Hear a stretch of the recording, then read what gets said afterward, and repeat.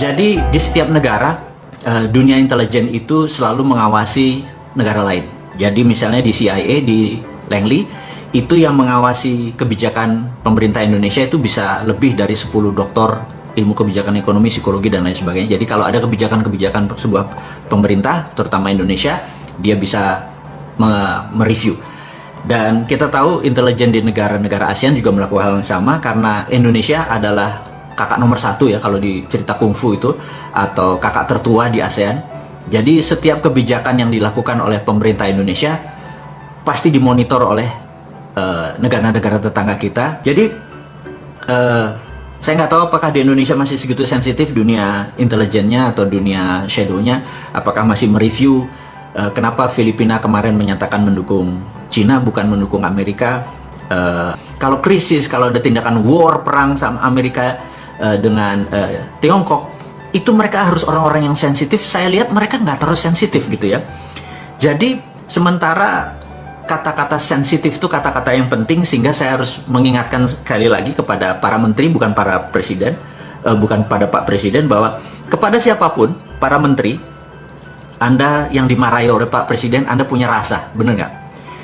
Saya sarankan Anda mundur kalau Anda yang ditarget oleh Pak Presiden.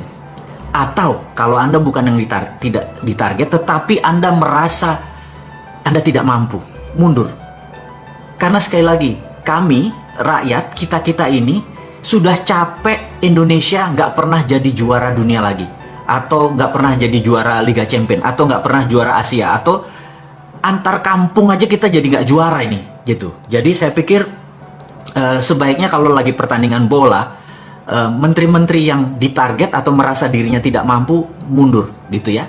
Di masa krisis seperti tahun 98, seperti tahun 2008, mengelola negara at crisis itu ada lagi strateginya.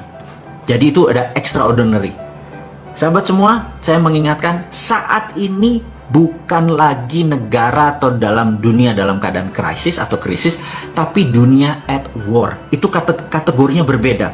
Jadi sahabat semua, saya juga mengingatkan Anda para menteri, mudah-mudahan Anda mendengar menonton live video ini atau nanti rekamannya, bahwa yang namanya at war itu berbeda ngelola pada saat ekonomi atau dunia dalam keadaan krisis atau dalam keadaan normal. Anggaran Menteri Pertahanan di Indonesia, anggaran militernya di Indonesia adalah 135 triliun rupiah, atau kalau didolarkan adalah 9 billion dolar.